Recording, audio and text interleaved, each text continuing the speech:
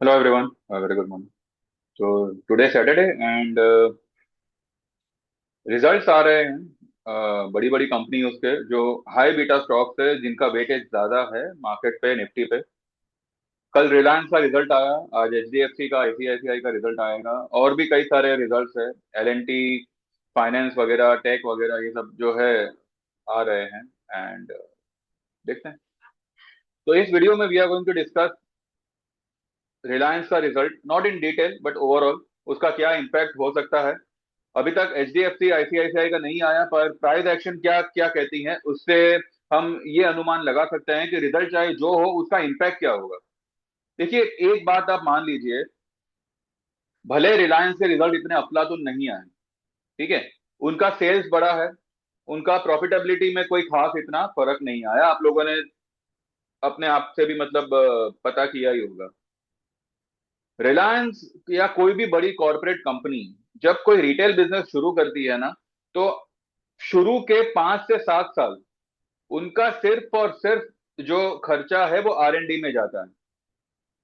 ठीक है, ये मैं आपको ओवरऑल चीज बता रहा हूं। भले इसका शायद उसके रिजल्ट से कोई लेना देना ना हो, पर उसके रिजल्ट से कंपनी को क्या लेना देना है और स्टॉक को क्या लेना देना है, वो चीज यहाँ पे आप क्लियरली समझ पाएंगे। कोई भी बड़ी कंपनी जब कोई अपना बिजनेस शुरू करती है बड़े लेवल पे, कॉर्पोरेट लेवल पे, तो शुरू के 3 से 5 साल या हो सकता है 7 साल, ठीक है। अब जैसा जैसा बिजनेस, अब रिटेल बिजनेस जियो का जो है सभी को पता है, इट्स अ कॉम्पिटेटिव बिजनेस। इससे पहले डीमार्ट थे, उससे पहले और भी कई सारे ऐसे ऐसे मतलब थे सेक्टर। तो उस रनिंग सेक्टर में रिलायंस ने जियो नाम की एक आउटलेट खोला, रिटेल आउटलेट खोला, जो बाकी दूसरे सारे छोटे व्यापारी के लिए एक बड़ा सा कंपटीशन बन गया। ठीक है, रिलायंस जियो का जो रिटेल है उसका सेल्स बढ़ रहा है लेकिन उसकी प्रॉफिटेबिलिटी में बढ़त नहीं है। ठीक है, सेल से उनको कोई खास इतना प्रॉफिट हो ही मतलब कुछ हो ही नहीं पा रहा उसमें। ऑयल बिजनेस इज लाइक सिर्फ नाम का बिजनेस रह गया है।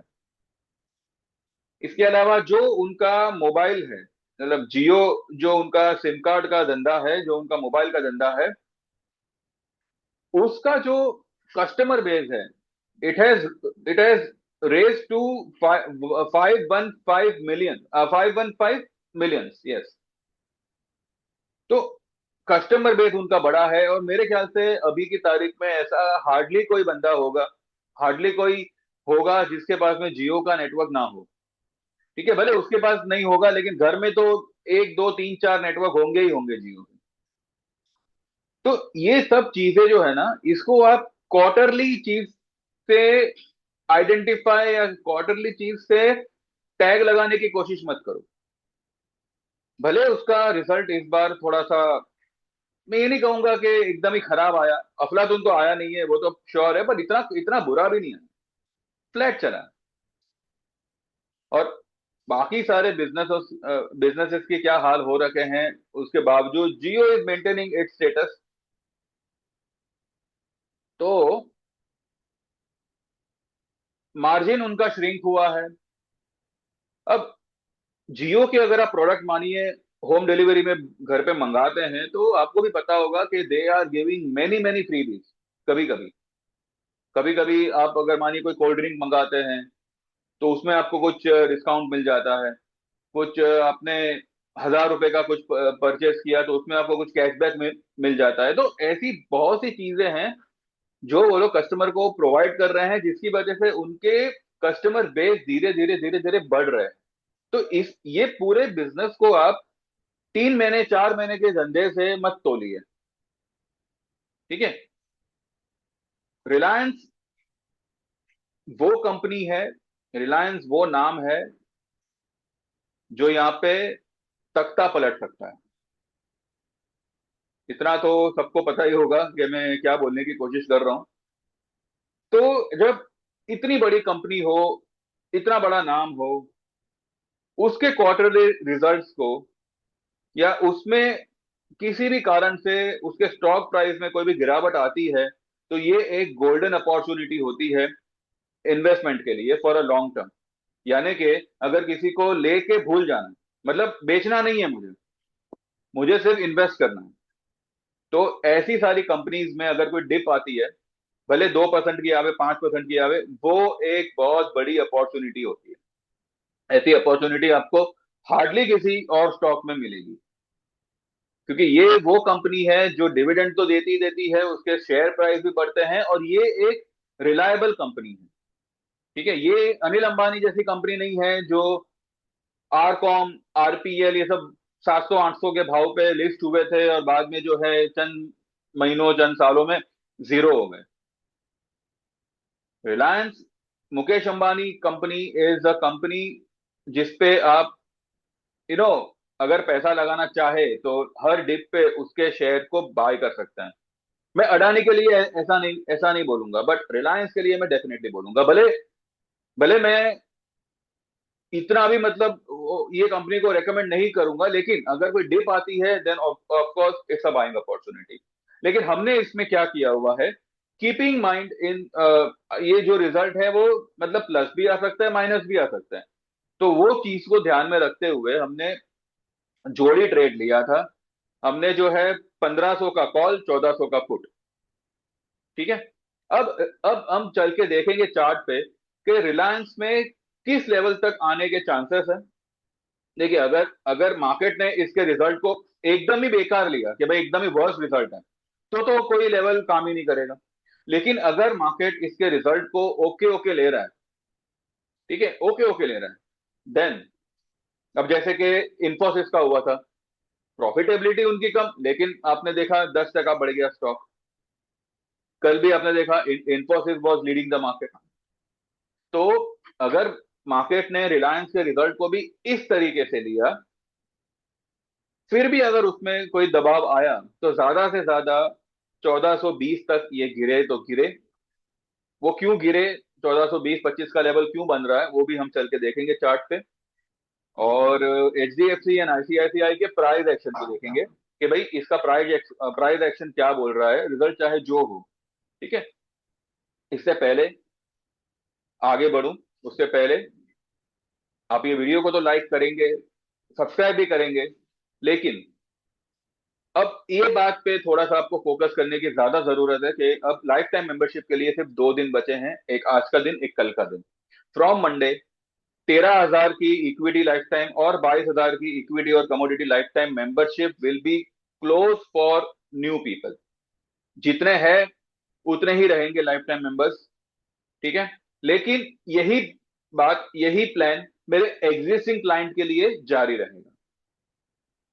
यानी कि जो अभी 3 महीने के प्लान में होंगे पुराने वाले, या 6 महीने के 5,000 वाले प्लान जो था हमारा उसमें होंगे, उनको अगर लाइफ टाइम में शिफ्ट करना है तो they can go for 13,000 life time membership for equity and 22,000 life time membership for equity and commodity. ये मेरे सिर्फ और सिर्फ एग्जिस्टिंग क्लाइंट के लिए ही चालू रहेगा।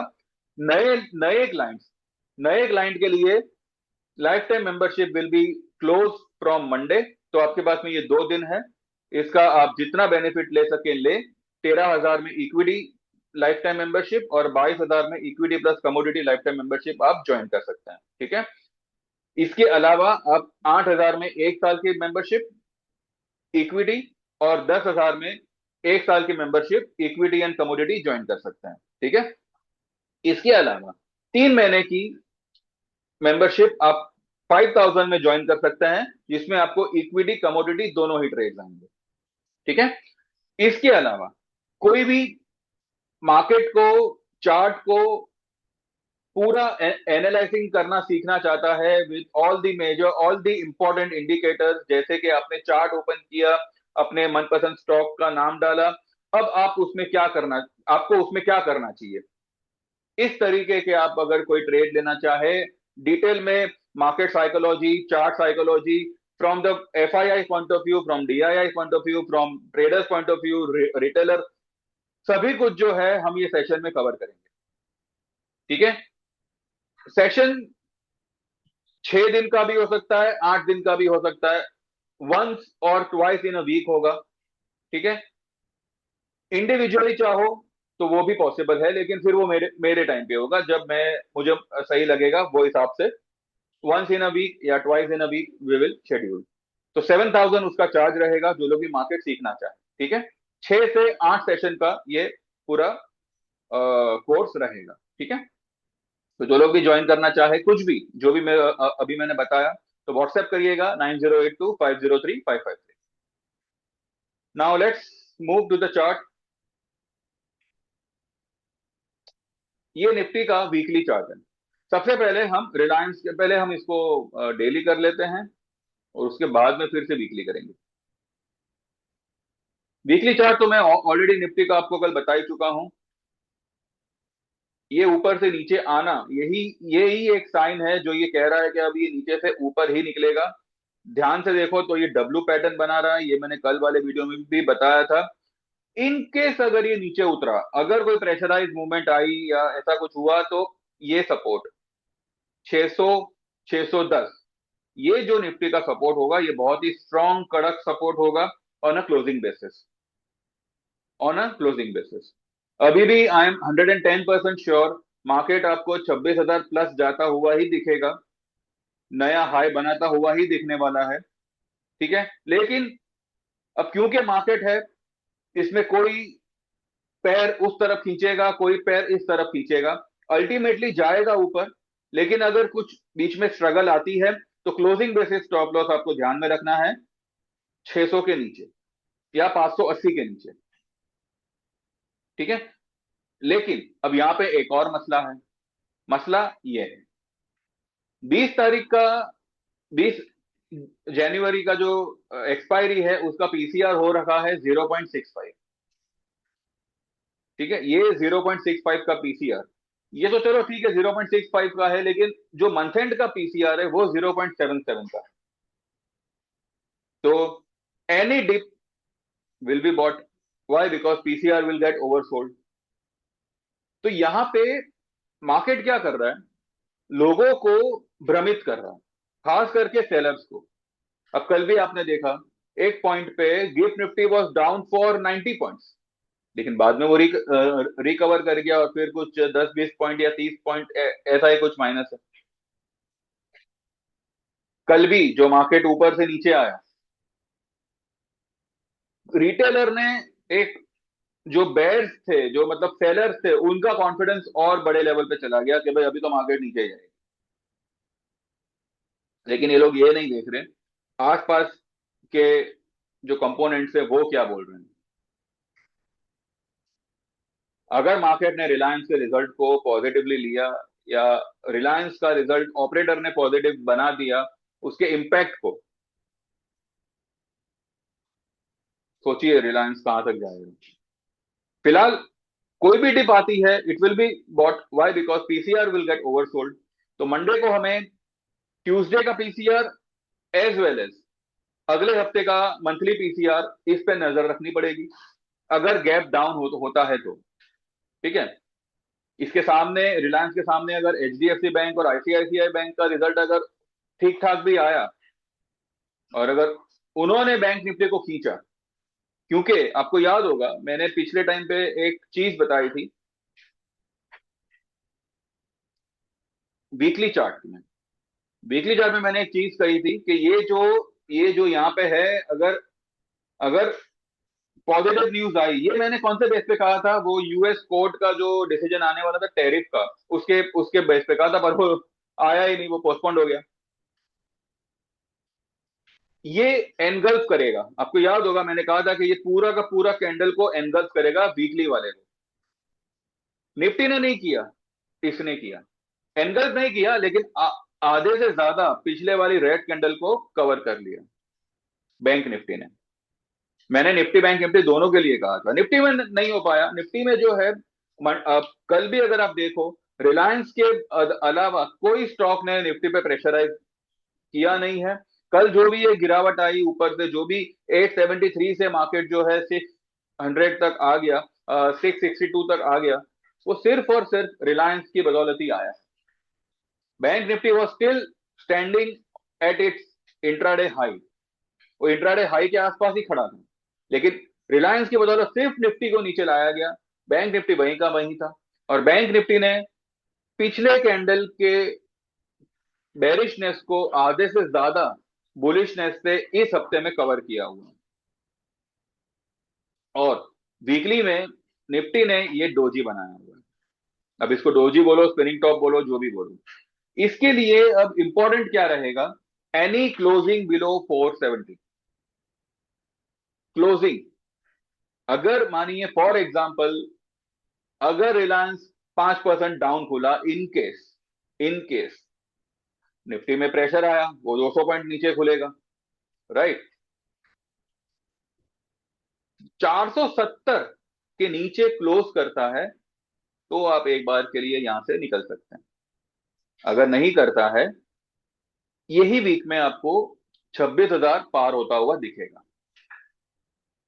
ये मैंने सिर्फ इनकेस बताया हुआ है, सिर्फ बताने के लिए बताया हुआ है। आई एम श्योर मार्केट नीचे नहीं उतरने वाला। फिर भी भाई देखो, मार्केट है, कुछ कह नहीं सकते।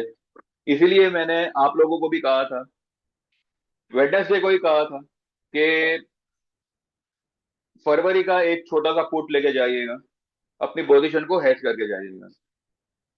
रिलायंस में इसीलिए मैंने जोड़ी ट्रेड दिया हुआ था कि अगर मानिए एक 2-3% भी अगर गैप डाउन खुलता है, भले वो रिकवर तो करेगा, 100% करेगा, लेकिन वो 3% का जो हमें गैप मिलेगा ना, उसमें हमारी 1400 की फरवरी की पुट वो हमारी कवर हो जाएगी। भैया इसलिए मैं कहता हूं, ये मार्केट में अगर आप ये मान के चलोगे कि भाई, मैंने पहले भी कहा था, किसी के सपोर्ट के बिना it is going to be very difficult to trade in this kind of a market. क्योंकि मार्केट का एक रवैया है जो अभी अभी बहुत तेज हो रहा है, तेज यानी कि बहुत, यू नो बहुत डीप हो रहा है, बहुत उम्दा हो रहा है, कि वो दिखाएगा कुछ और वो करेगा कुछ। अब आप देखिए, जो भी पब्लिक फोरम्स है, वहां सब लोग जो है यही बकवास कर रहे हैं कि रिलायंस 5% गिरेगा, 10% गिरेगा। रिलायंस को देखते हैं,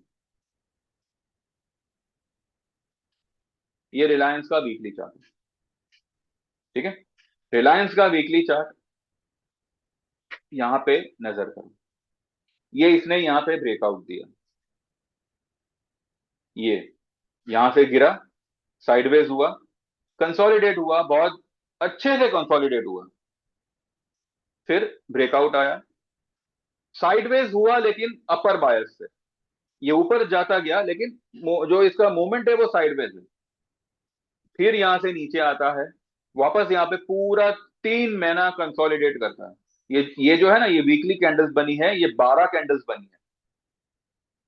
ये वीकली एक कैंडल एक वीक की है, तो ये पूरी कैंडलें जो है ये 12 वीक की है, यानी कि 3 महीना कंटिन्यू इसने यहाँ पे। ये देखिए, ये जो कैंडल है, ये जुलाई की कैंडल है, 21 जुलाई। और ये वाली कैंडल जो है ये अक्टूबर की है, 13 अक्टूबर। तो जुलाई सितंबर, जुलाई अगस्त सितंबर एंड अक्टूबर, 3 महीना कंटिन्यू इसने यहाँ पे कंसोलिडेट किया है, और फिर इसने यहाँ से ब्रेकआउट दिया। फिर इसने यहाँ से ब्रेकआउट दिया है। टेक्निकली देखा जाए तो अगर ये नीचे आया तो ज्यादा से ज्यादा इस लेवल को, या मे बी ये जो यहाँ पे गैप रह गया है, शायद उसी को फिल करने आएगा। अगर आया तो ये गैप कहाँ पे है? 1423 बस। 1420, मैंने 1420 का लेवल आपको अभी बताया था।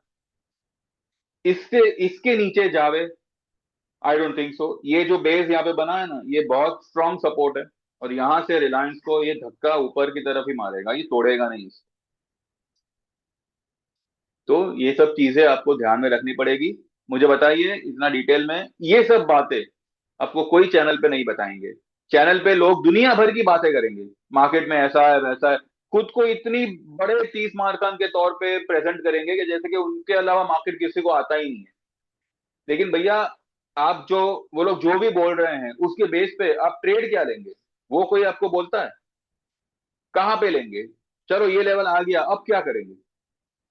ये लेवल पे ओवरसोल्ड है, ओवरबॉट है, पीसीआर के बारे में कितने लोग बात करते हैं, जबकि वो सबसे इंपॉर्टेंट इंडिकेटर है। मैं तो पहले भी कहा था कि अगर आपको चार्ट वगैरह कुछ नहीं आता है, सिर्फ पीसीआर आता है, और हमारे सेशन में हम पीसीआर पर ही ज्यादा फोकस करेंगे।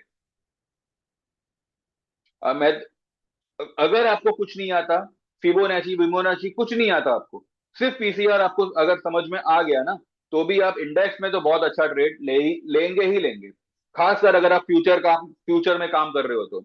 ऑप्शन का तो भैया क्या ही बोले, ऑप्शन तो अभी मेल्ट होने के लिए ही बने हैं, लेकिन अगर आप फ्यूचर में काम करते हो, Nifty future, bank Nifty future, तो उसमें पीसीआर की बदौलत आप बहुत अच्छा ट्रेड ले सकते हैं। और मेरे ख्याल से 100 में से 5 या 3 ऐसी चैनल होगी जो पीसीआर के बारे में आपको बताती है, जिसमें मेरी एक चैनल है जो मैं पीसीआर के ऊपर ही फोकस करता हूँ। ठीक है, अभी क्या करें, अभी लोगों को समझ में नहीं आ रहा है, लेकिन धीरे धीरे जैसे जैसे समझ में आएगा, वैसे वैसे इस चैनल के अलावा आपको और कहीं जाने की जरूरत नहीं पड़ेगी। ये मैं आपको राइटिंग में देने को तैयार हूं, राइटिंग में। तो ठीक है, सबका समय आता है, अपना भी आएगा। तो ये एक बेस यहाँ पे रिलायंस ने बनाया हुआ है ऑन वीकली। ये एक वीकली सपोर्ट है 1420। ये एक लेवल ध्यान में रखिएगा, यहां पर रिलायंस में डेफिनेटली बाइंग आएगी। इसका एक कारण ये भी है कि ये भी जो है ओवरसोल्ड हो रखा है, इसका स्टोकेस्टिक जो है वो 8 का हो चुका है डेली चार्ट में। और एक और बात यहाँ पे ध्यान दीजिए, रिलायंस का रिजल्ट भले ओके ओके आया है, लेकिन ये रिलायंस देखिए यहां से इस महीने, यानी कि जनवरी में, 5 जनवरी से लेके कल तक, 16 जनवरी तक, ये 11 दिन में पौने 200 पॉइंट का ऑलरेडी इसने करेक्शन दे दिया है। पौने 200 पॉइंट का रिलायंस ने ऑलरेडी ऑलरेडी जो है यहाँ पे करेक्शन दे दिया है। तो इसमें ये जो है, इसमें ये ट्रम्प वगैरह का जो भी बवाल हुआ था, ठीक है, वो क्या, रशिया से ऑयल लेना, ये जो भी सैंक्शन वैंक्शन, उसको इसमें हम काउंट नहीं करेंगे, क्योंकि वो कोई बवाल है ही नहीं, वो तो इल्जाम लगाने पे आ रहा है। ये टेक्निकल बवाल नहीं है। ये जो है ना, ये जो प्राइस एक्शन बता रही है, ये टेक्निकल फॉल है। टेक्निकल फॉल यानी अपने बुरे रिजल्ट को ये फैक्टरिंग कर रहा है। क्यों ये दिसंबर में नहीं गिरा, क्यों ये नवंबर में नहीं नहीं आया नीचे, जनवरी में नीचे आया? बिकॉज दिसंबर तक के रिजल्ट्स ऑब्वियसली अपने उनके मालिकों को तो पता होंगे ही होंगे, ऑपरेटर को भी पता होंगे कि इसमें इस तरीके का रिजल्ट आ सकता है। तो इसने अपने अपने इस गिरावट से ऑलरेडी वो रिजल्ट को फैक्टरिंग किया हुआ है। तो अब इसमें कोई भी गिरावट आती है वो बाइंग अपॉर्चुनिटी हो, अगर आती है तो इतना आप ध्यान में रखिएगा। ठीक है, Reliance is a buy and dip, इसमें सेल मत लीजिएगा। हमने जोड़ी ट्रेड लिया हुआ है, अगर हमारा पुट प्रॉफिट दे रहा है तो हम उसमें ज्यादा लंबा होल्ड नहीं करेंगे। हमें 20-25 रुपए का भी प्रॉफिट मिला, विल बुक इट। तो इतना ध्यान में रखिएगा। अब देखते हैं एचडीएफसी बैंक। देखिए, एचडीएफसी बैंक ये भी 5 तारीख से लगातार नीचे चला आ रहा है। कल इसने एक ग्रीन कैंडल बनाया, और अगर आप ध्यान से देखो तो ये यहां पे अपने सपोर्ट पर है, अपने ट्रेंड लाइन सपोर्ट पर है। अब एचडीएफसी बैंक ने भी यही यही यहाँ पे किया है पूरा। यहाँ ये वाला कैंडल अक्टूबर नवंबर दिसंबर 3 महीना इसने ये लेवल पे कंसोलिडेट किया, नीचे आया है, लेकिन ये जो गिरावट है ये मंदी की गिरावट नहीं है, ये सपोर्ट लेने आया है। ये जो गैप यहाँ पे छोड़ के आया है ना, 970 पे, 970-80 के आसपास, मिनिमम मेरा टारगेट यहां तक का है इसी वीक में। और मैंने मेरे ग्रुप में, हम इसी इसी टारगेट से we are long in February options and February futures in HDFC bank.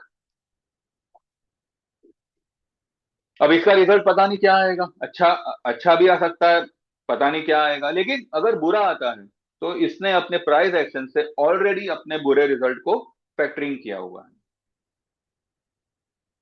ठीक है, तो रिलायंस और एचडीएफसी में तो बाय एंड डिप डेफिनेटली बनेगा। एक बार देखते हैं आईसीआईसीआई को।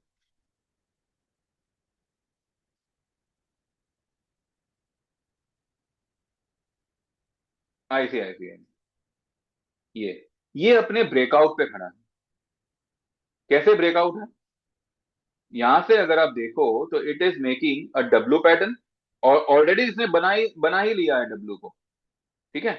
डब्ल्यू बनाने के बाद में ये इस लेवल के ऊपर, ये जो लेवल है ना, यहाँ पे मैं, चलो मैं एक ट्रेंड लाइन खींच लेता हूँ, हॉरिजॉन्टल लाइन खींचते हैं, ये, और उसके बाद में ये,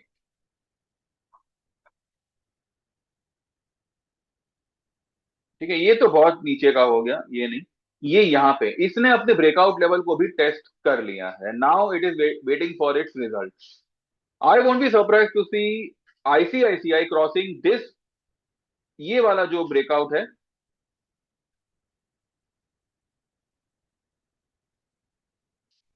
ये वाला जो ब्रेकआउट है, इसको क्रॉस करता हुआ आईसीआईसीआई, ये अगर इसने इस मंडे को इसको क्रॉस कर दिया, तो कोई इसमें ताज्जुब की बात नहीं होगी। ये चढ़ गया ऊपर, ब्रेकआउट लेवल इसने टेस्ट कर लिया, ठीक है। डब्ल्यू यहाँ पे इसने बना लिया। अब जैसे ही वो ये लेवल को क्रॉस करेगा, तो ये डब्ल्यू यहाँ पे काम करना शुरू हो जाएगा। यहां से लेके यहां तक की इतनी बड़ी रैली इसको ये लेवल से ऊपर की तरफ मिलेगी। तो आईसीआईसीआई जो अभी कहां पे क्लोज हुआ है, 1410, ये 1550 से लेके 1600 का लेवल आपको दिखा सकता है। आईसीआईसीआई आईसीआईसीआई में हमारी पोजीशन थी, पर वो तो हमने बुक कर ली थी, उसके बाद में मैंने कोई पोजीशन नहीं दी। एचडीएफसी में और रिलायंस में हमारी पोजीशन है। रिलायंस में जोड़ी ट्रेड है, एचडीएफसी बैंक में वन साइड लॉन्ग पोजीशन है। लेकिन हमारा निफ्टी जो है वो हेज किया हुआ है विथ फेब्रुवरी पुट, तो ठीक है। तो इस तरीके से भैया अगर आप काम करना चाहो, तो डेफिनेटली आपको व्हाट्सएप करना चाहिए 9082503553। और क्योंकि 2 दिन बचे हैं लाइफ टाइम मेंबरशिप को, तो उसको आप थोड़ा इंपॉर्टेंस दीजिएगा। नहीं तो फिर आप 1 साल की या 3 महीने की सर्विस को एनरोल कर सकते हैं। रेट्स में ऑलरेडी बता चुका हूं। स्किप किया हो वीडियो को तो फिर से जाके एक बार दोबारा से चेक करिए, ठीक है। इसका अगर हम आईसीआईसीआई का वीकली देखते हैं और एचडीएफसी का भी देख ही लेंगे, ये देखें वीकली में ये क्या बना रहा है, ये क्या लिखा है वीकली में, ये क्या बना रहा है। वीकली में ये एक फ्लैग पैटर्न सा कुछ बना रहा है, फ्लैग पैटर्न सा।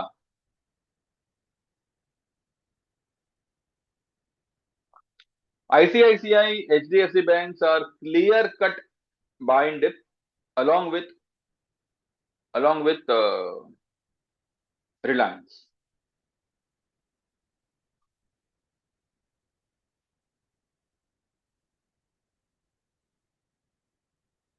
कोई भी डिप मिले, इट्स अ बाइंग अपॉर्चुनिटी, उसको आप ग्रैब करिएगा एंड देखिएगा। और मंडे को कोई भी गिरावट आती है, ट्यूसडे का पीसीआर एज वेल एज अगले हफ्ते जो मंथली एक्सपायरी होगी उसके पीसीआर पर नजर रखिएगा। वो ओवरसोल्ड होते ही उसमें एक तेज बाउंस आएगा। एक आध दिन की क्लोजिंग से घबराने की जरूरत नहीं है, क्योंकि जब मार्केट राइज करेगा तो वो 300-300 पॉइंट, 250-250 पॉइंट का राइज दे देगा, ठीक है। इसके अलावा एफआईआई की क्या पोजीशन रही, 3500 करोड़ के करीब एफआईआई ने कल सेल किया हुआ है, और 3100 के करीब जो है, 3076 करोड़, तो ये जो है डीआईआई ने बाय किया हुआ है। एफआईआई ने 3490 करोड़ का सेल किया हुआ है, ठीक है।